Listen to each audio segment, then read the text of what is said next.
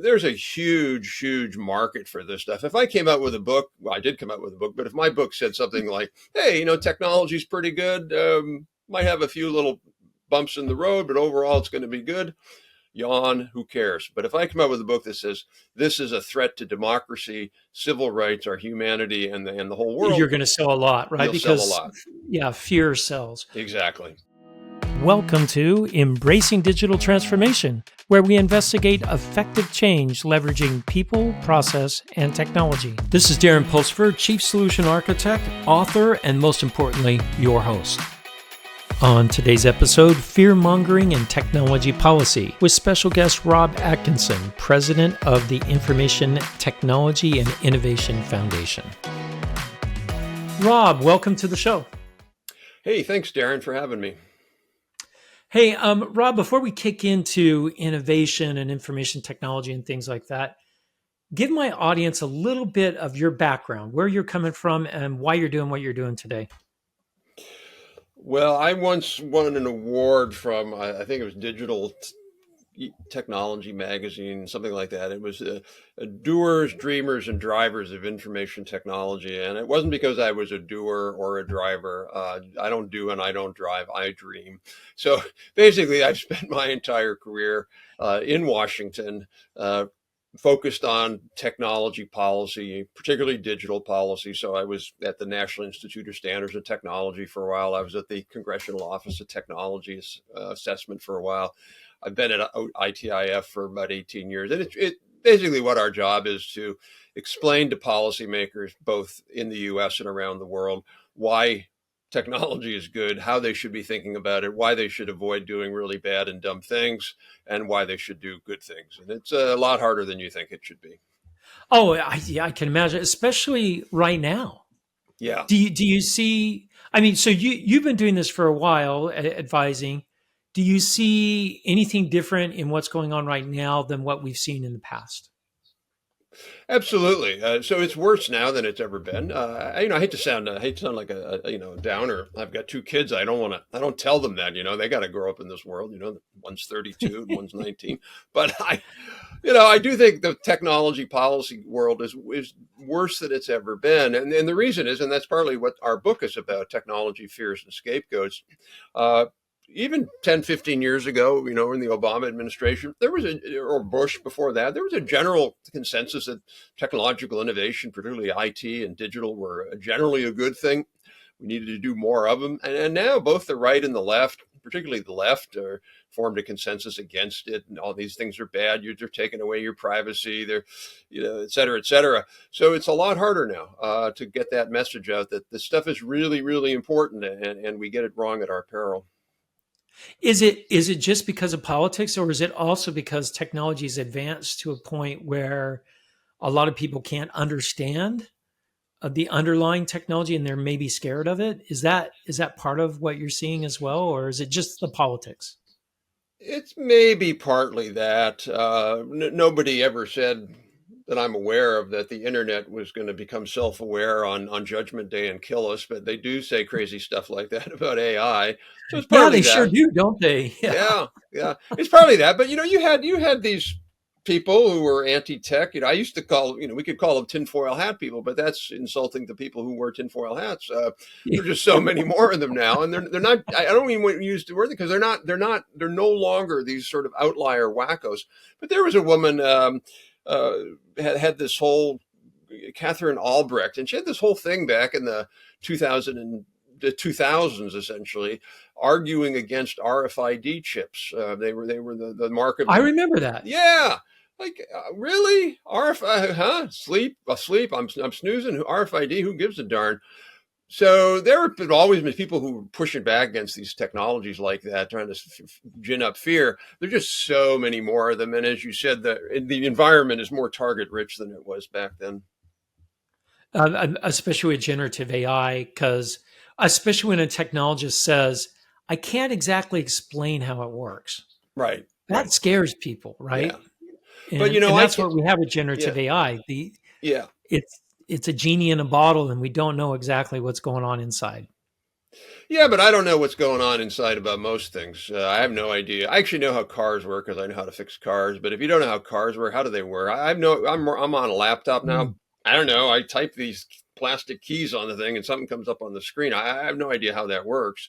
So I know AI is a little bit more black boxy, but still, we're living in a world. We've been in a world for 100 years where we don't know how things work, and we sort of go along with it because we figure it works. So do you think time will just help with some of the fear, that the fear mongering going around, like generative AI, for example? What just time, as Yeah. people get more used to it, it'll become more acceptable. Is that the right word? Or Yeah, yeah. So, Gartner had this thing, the hype cycle by which they right? would come out with, and you get cycles of, whatever, disillusionment and the peak of expectations. We came up with our own sort of version of that called the privacy hype cycle, or the Luddite fear of technology hype cycle. And you'll see that. I mean, here, a good example of that to me is deep fakes. Everybody's completely freaked out about deep fakes. Um, and I just saw something the other day. It was some deep fake of something, and everybody was kind of clear it was a deep fake.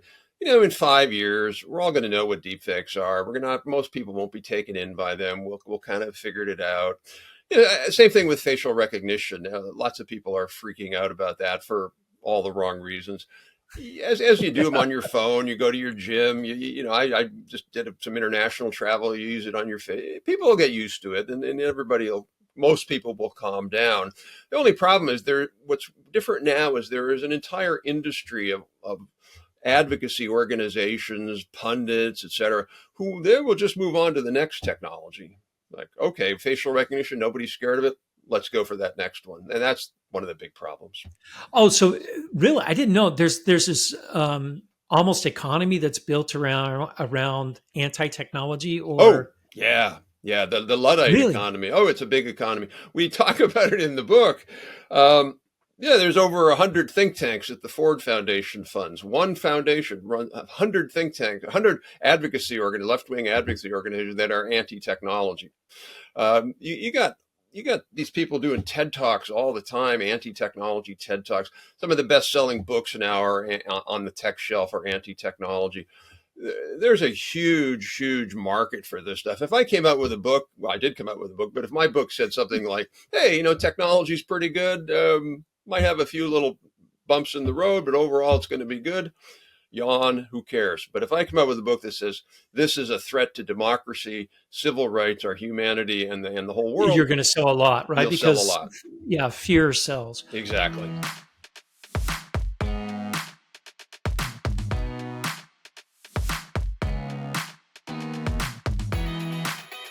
So how do you take understanding that there's a lot of fear mongering going on, and understand that technology will improve our lives over time? How do you take that into policy now? And how do you take that? Let's first talk about government policy, and then let's talk about internal, like company policy and things like that. How do I come up with something that doesn't buy into all the fear, but still put some guardrails around adoption of new technology to make sure that I don't go off the rails, Yeah. and I lose IP in my organization, right? Or whatever the case may be. Yeah, yeah. So a couple of things. One is I think from our job is to really try to, we're a little bit like when the Navy would go in and would try to take an island from the Japanese. We're sort of like we're sort of like the naval guns. We go in and bomb the shore and soften up the target so that when companies come along and try to use their technology and sell it, the opposition is a little bit more flattened. So in that regard, I think there are two big things to do. One is to point out where the other side just makes mistakes. So a good example of that is this view that virtually everybody has in the policy world, that facial recognition is biased against dark-skinned people. No, it's simply false. Another one you have is that it's impossible to de-identify large data sets. You hear that all the time. And so if you're a Yep. company and you got large data sets with personally identifiable information, oh, you can never use them because you can't de-identify. Simply wrong. And the book goes through a lot of those just really falsehoods about how technology actually works. So number one is pointing out these falsehoods and bringing in real analysis and evidence to say why they're not. But the second part, which is just as important, if not more, is to point out exactly how beneficial these technologies are, how important they are to solving key problems, whether it's just overall economic growth or education or climate or better logistics, healthcare. I mean, you name it. These technologies are playing a key role, and policymakers need to be focused on the good side as opposed to these myths that are largely myths on the downside. So let's talk about a technology that everyone understands, everyone uses, and apply these two things to it because I think that'd be valuable. Let's talk about email. Everyone's familiar with email. You probably started your career with typing pools and memos being passed around at first, but then email came on quickly. Did we see the same fear with email? I remember there was a fear of email. So there's yes. So it's a wonderful, a wonderful. I guess it's a not a podcast, but it's a thing called Pessimist Archive, and it's Okay. I think it's Jason Pfeiffer. I think he was the editor of Inc. magazine. He has this wonderful thing where he basically, and actually it is a podcast. Sorry, I was on it once, and he basically goes through old technologies that we had fear. People were afraid of elevators. People were afraid of the walk. Oh, interesting. Yeah, Sony Walkman. Oh, this is destroying the youth. I mean, just wonderful, wonderful stuff in this thing. And it just looks at how people reacted back then. So yeah, email, the internet, sure, everybody had those. But what's different today is the magnitude of the opposition. You just can't understand it until you come to Washington, where it's funny. Everybody says, "Oh, big tech." The technology companies spend a lot of money lobbying. They're probably outgunned 50 to 1 in terms of money. So what's the end goal of the people that are anti-technology? What's the end goal? Why is it just completely based on fear, or do they have another agenda behind it? Well, it's a combination of things. I would say the principal goal for many of these people, and I don't say that for everybody, is really at the end of the day, there's this rising anti-capitalist movement in the West. And I, by the way, I say that largely as a Democrat. I helped advise the Biden campaign on technology policy in the 2020 election. I don't say that as some kind of right-wing libertarian, but there is a growing anti-capitalism, anti-business theme. And if you can degrade technology, then it's easier to degrade and shift over to some kind of different system. Because if technology is great, look, where are we getting it from? We're getting it from private companies, big, small, new, Right, old. right. So you got to kind of take that underpinning out of that. And so that's one of the reasons. A second reason is that a lot of these groups, they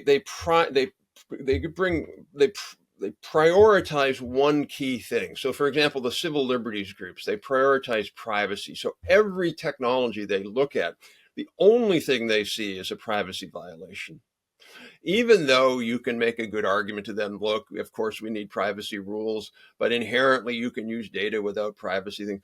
The same thing with a lot of the civil rights groups. We're systematically biased against racial minorities. Well, maybe we are, maybe we aren't, but it doesn't. Every technology then gets put into that lens. Again, it's bad for minorities. You go down the list. The environmentalists hate AI because AI, LLMs use a lot of energy. Well, so what? If they use clean energy, what do we care? So a lot of they're bringing in a sort of secondary issue and then putting tech in the middle of it. And tech is the cool thing because tech is in the news every day. Exactly, right? exactly. Right. That's how makes sense. you put tech in with your own narrow agenda, and off you go.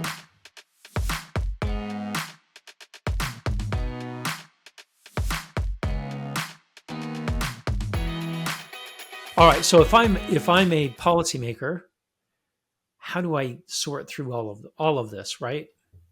What approach do I use? Because I'm not going to be able to understand the technology. I'm not. Yeah. Right. It's Right. too complex. And Right. like you said, a black box, I just have to, but I can't just willy-nilly just say whatever you feel like. Sure. There's got to be, so what do I do? I'm kind of stuck. I'm hearing from both sides. I'm hearing all over the place. There's a lot of fear.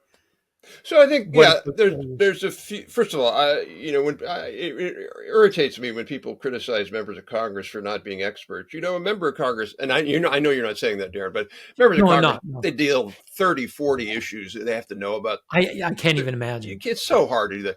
But what they do have are staff, and there's committees, and those committees, and particularly the staff on those, really do think about these things, and they know a lot. And what they do is they'll talk to experts, they'll talk to us, they'll talk to other think tanks, they'll talk to advocacy groups, they'll talk to companies, and they'll try to sort it all out.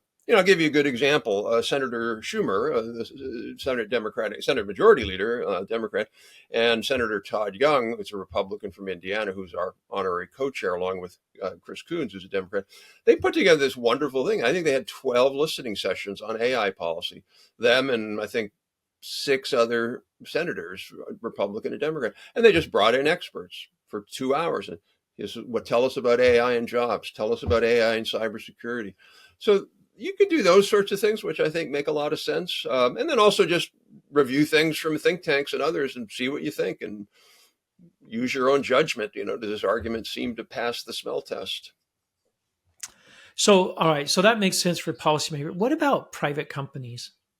Because they have their own internal policies that they use.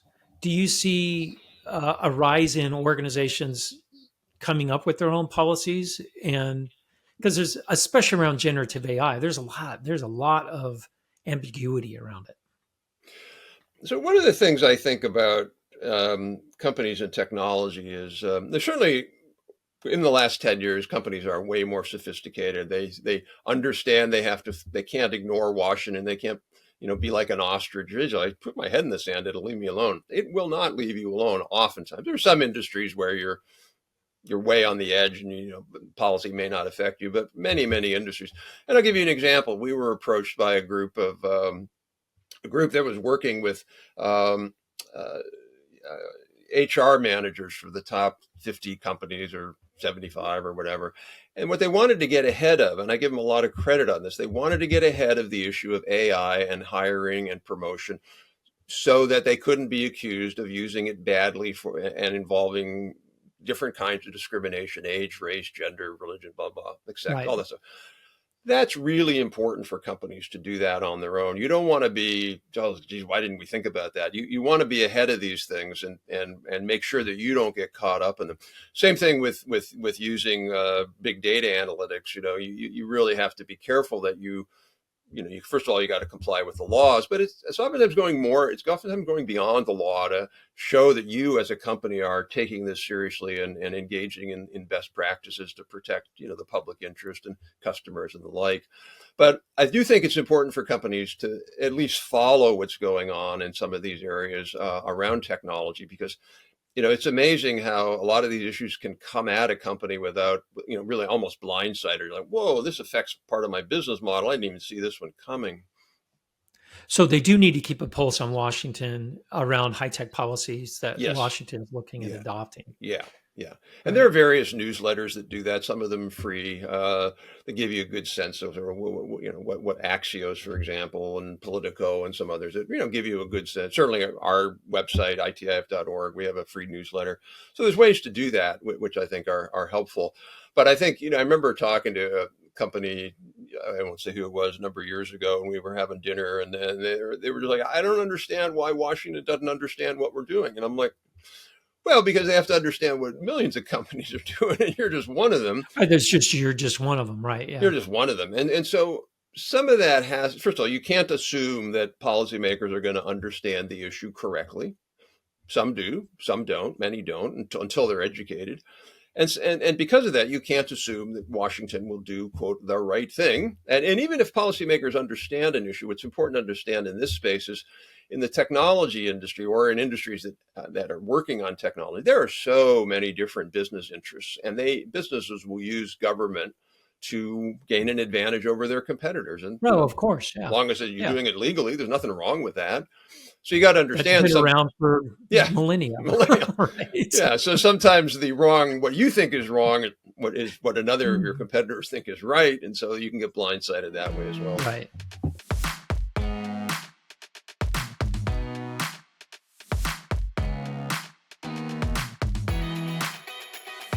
All right, let's talk about the future.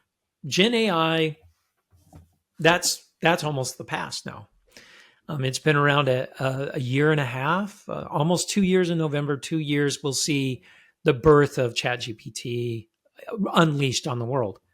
What do you see the next 5, 10, 20 years down the road as far as technology goes? You're the dreamer, so dream with me a little bit, Rob. So, I was at a interesting conference at Berkeley, a little roundtable on tech policy in the future, and one of the people who's an AI specialist, he said, in the next 5 years, we're going to see AI, Gen AI, with 100 times its capabilities. And I'm paint me dubious. I just don't see that happening. I think, but to be fair, we don't know. I mean, this is you could see new breakthroughs. We just don't know. Obviously, I think with other things, like for example, if you'd asked me in 1998, what's the future of broadband and sort of bit speed, I would say, well, they're going to follow Moore's law. It'll probably double about every 18 months, and they'll Right. just keep doing that. And that's essentially what happened. Broadband speeds double every 18, 24 months, 12 months, whatever. Nothing really new there. Gen AI is a little, or AI in general is a little different because it could be very disruptive and you don't know what's going to happen. Having said that, I'm I'm probably on the less revolutionary side. I don't. There's still so many problems with AI. You wouldn't want to file a legal brief on it without reading it, for example. Well, let's not mention that. Yeah, Someone has done someone that, has done right? that. You wouldn't want to drive your car. You wouldn't want to put your teenager passed out from a drunken party. Hopefully, teens don't ever do that in the back seat of an Uber or any car in a snowstorm. You just wouldn't do that. Right. Look, AI is going to play important roles, but I'm not one of those who thinks, oh my God, artificial general intelligence is around the corner. It's going to match human intelligence. There's so many things humans do that computers can't do, and I do think that'll go on for a long, long while. I happen to agree with you. I've had guests on my show that think, hey, general AI is 3 to 5 years down the road. Nah, Um, nah. I don't, but I do believe that generative AI is going to make a fundamental shift in the way that we work. The same way that email and the internet did in the 90s. But I think it's going to accelerate faster than it did in the 90s. In the 90s, it took about a decade for it to be commonplace to say, hey, look at my email. I think generative AI has the possibilities of happening even faster. And I think people are already using it in the workplace without their management knowing, Sure. to help them get their jobs done faster and more effectively. I, So I, yeah. I think there's going to be some fundamental grassroots things going on here. I just don't know where it's going to end up. So I do think one of the problems with how we think about this, and it's a general problem everybody has, you tend to generalize from your own experience, and most of the Right. people you and I talk to are knowledge workers, and in a knowledge work environment, Gen AI is going to play in a very important role. If you're a plumber, if you're in some other kind of field, social worker, maybe not. I'm not saying it won't have any effect, but we got to remember this is a particular technology that will have bigger effects in certain areas than it has in other Now areas. that is true. So, That is true. particularly LLMs. Particularly, yeah, the large language model Yeah, aspect. I know I'm playing around, and I've been using them since they came out, and I'm finding that I don't have to use other people's services like for my podcast. I can produce it all on my own. I can generate it in multiple languages now, where before I would need a staff of people to do that. I no longer need that anymore. So, do you feel like generative AI is going to completely destroy jobs and we'll have a big increase in unemployment? Or do you think we're going to create a bunch of new jobs? Where do you think that's going to land? And how long is it going to work itself out? Eventually, we'll have equilibrium because we always do. yeah. So that's just an area we've written extensively on. We're asked by couple of governments to do work on that, and Look, we did a study, a very interesting study, where we looked at the Bureau of Labor Statistics occupational data going back to 1870.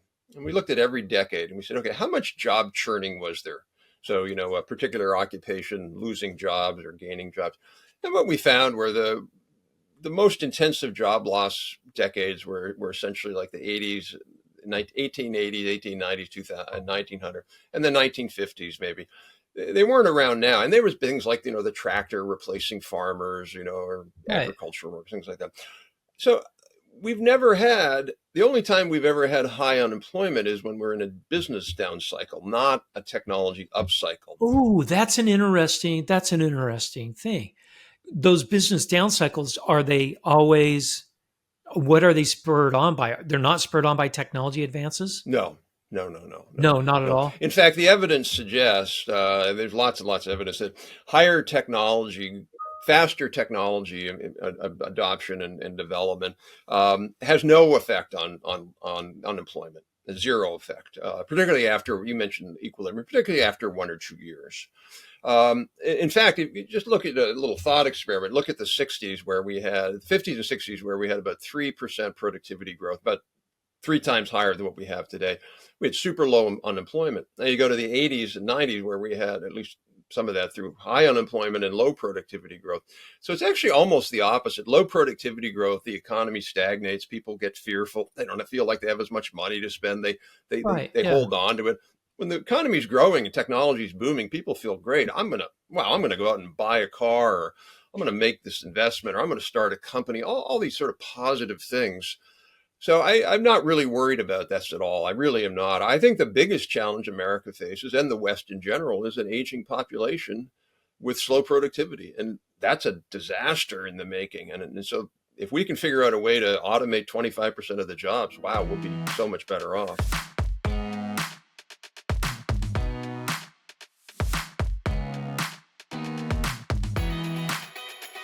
So this is an interesting time because generative AI has that capability of helping Yes. with automation Yeah. dramatically. Yeah. Um, and we have an aging population, like you said. So this is almost like a safety valve for us, Yeah. where something could really go really wrong with productivity going down in an aging population. This could really help resolve some of that bent up pressure that's sitting there just waiting. Absolutely. And I also, there was a very good book by a Harvard economist, Benjamin Friedman. I'm blanking on name. I really apologize. Wonderful book. And it was about, what he talked about in there was how growth itself is a sort of democratic lubricant. When you have growth, people just feel less angry, a little bit less, hyperventilated. And I do think there are many, many reasons for the rise of more of what you would call the nationalist right. We've seen this in Europe as we speak. The Well, nationalist yeah, right, Europe's going through that right yeah, now. and Yeah. the U.S. with a lot of Trump supporters. I think part of that is because the economic performance of the last 15 years has frankly been not very good. It's been really slow growth, slow wage growth, slow productivity growth. And so people just feel like, damn, I'm not as optimistic. And once you sort of get in that fearful, less optimistic thing, it's easy to, get mad. And I'm not saying people shouldn't be mad. Don't get me wrong. No, no, no, but that But makes sense. yeah, so if we had really much more dynamic technology growth, and I just think people would feel much better. I mean, look at remember how we felt in the 90s, the late 90s? It was like, man, it's the greatest time ever. Everybody was Oh like yeah, yeah. happy. We were gonna conquer the world, Yeah, right? yeah. Well, and I kind of felt that way, frankly, and it sounds really bizarre. I kind of felt that way after about the first year of COVID. I said, we whipped this thing, Yep. right? A lot of people died, no doubt. But we were able to move to a remote workforce pretty quickly. Productivity went up after that first year. Hmm. It seemed like, wow, we have a new way of working now that increases productivity and gives us more time back to ourselves. But Fantastic. Yeah. yeah, So but this, one of those yeah, things so it's where, interesting. as somebody who didn't get my PhD in economics, but I know a lot about economics and I critique it a lot. It's one of those things to me that made it quite clear that economic equilibrium can oftentimes be suboptimal. Because if we had had COVID in 2010, it would have been a much more difficult, leaving aside Oh, the yes. Oh, cures, but yeah. just the IT wouldn't have enabled this to continue. Now, and what we should have done is we should have moved to home work in 2015, 2014, but nobody did, because I didn't do it because you didn't do it, and you didn't do it because they didn't do it. And once we were sort of forced to do it, it's like everybody said, "Oh yeah, we can do this. This is easy. We can do distributed work." Are you starting? Because I'm starting to see in high tech, I'm in high tech. I'm starting to see a lot of high tech companies going, you need to be back in the office. I think Why do you think that's yeah, happening? there are some that are doing that. I think they're making a mistake, particularly if they're saying full time, and most of them aren't saying full time. No, they're saying 3 days, four Yeah. days a week. See, I think I'm the same way. I run a smallish organization of 30, 35 people, and I don't like people not being in the office at all. I think we lose something. But at the same time, I think it's great for people to work 2-3 days of work from home because they can get more done. And so I think we're moving into a world that's blended, and that's probably going to be how we end up. Yeah, the blended hybrid workforce. Yeah. Yeah. Yeah. All right. Cool. Hey, if people want to find out more about your book, it's out on Amazon. It's on Amazon, listed as #1 in Tech Policy. So that was There good. you go. So, and then if they want to find out more about the Information Technology and Innovation Foundation, that's itif.org. itif.org. Yep. And the book's a real easy read. I wrote it with a colleague of mine, David Moschella, who is actually more in your world than mine. David his entire career has been in the tech industry. I think he was at Forrester maybe at one point. He was editor of Computer World magazine. So what was interesting about the book is David came at it from kind of the enterprise side, and I came at it from the policy side. Policy side. Oh, it'll be an interesting read then. Yeah, and so we have these 40 myths. They're super easy. They're 4 pages each, kind of thing. You can breeze through them, and oh yeah, I'm interested in this one or that one. And then we have a close that says this is what it all means, and this is what we think companies need to do. It's great. Hey, Rob, it's been a pleasure talking to you. I learned a lot today. This has been great to talk to you. I appreciate it. Thanks, Darren. My pleasure as well. Appreciate it. Thank you for listening to Embracing Digital Transformation today. If you enjoyed our podcast, give it 5 stars on your favorite podcasting site or YouTube channel. You can find out more information about Embracing Digital Transformation at embracingdigital.org. Until next time, go out and embrace the digital revolution.